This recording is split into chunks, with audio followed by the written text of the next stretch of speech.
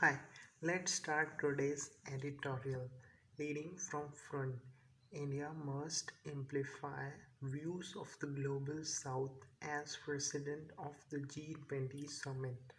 The government summit for developing nations called the Voice of the Global South Summit as its first big leadership level G20 event is an extremely important signal. It is also a departure from New Delhi's looking towards the high table of global leadership, evolving its relationship with the UNSCP5 and G7, the most developed economies, to focusing on a more just view of the world and how the developing world is being affected by global inequalities in his opening remarks at the virtual summit, Prime Minister Narendra Modi explained the reasons for the shift, how changes of the COVID pandemic, rising prices of fuel, fertilizer, and food grains, and increasing geopolitical tensions have impacted our development efforts. External Affairs Minister S. Shankar too spoke of India's need to envision a common future with the global south and acknowledge India's common past with the global south, many of whom have suffered colonialism. Over 10 different sessions, India and representatives of 125 countries of the 134 that make up the G77 agreed that the key issues include the fragmentation of the international landscape, shortages in grain exports, oil and gases, and fertilizer as a result of the Ukraine war and terrorism.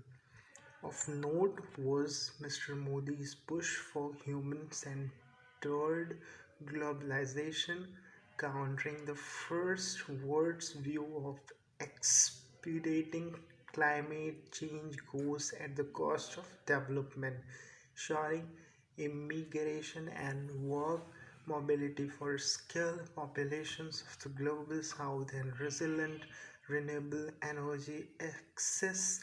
The summit appears to mark a set in India's foreign policy outlook in its year as G20 president, one which has made the government reclaim the true meaning of non alignment in the wake of the Ukraine war, where it refused to take sides. Minister of State for External Affairs Meenakshi Lehri's visit to Cuba as it took over G77 chairmanship, a grouping India has shown, and the invitation to the President of Egypt, a NAM co-founder, as Republic Day chief guest were significant too. Of note were some of the summit's exclusions, Pakistan and Afghanistan. Of note too was the inclusion of Myanmar, whose Janata regime has not been recognized by with which India has chosen to forge closer ties. It is hoped that the collective South-South understanding of global issues will lead to a more inclusive meeting at summit level, particularly with the reference to South Asian and the subcontinent's regional problems. It is also of note that the grouping did not release a common or joint statement, and much of the narrative on outcomes is built on what Mr. Modi and Mr. Jaishankar said. For India to be heard as the voice of the global south at G20, it must reflect on aspirations of the other nations and amplify them as a true leader of the developing world at the G20 summit later this year. Thank you very much.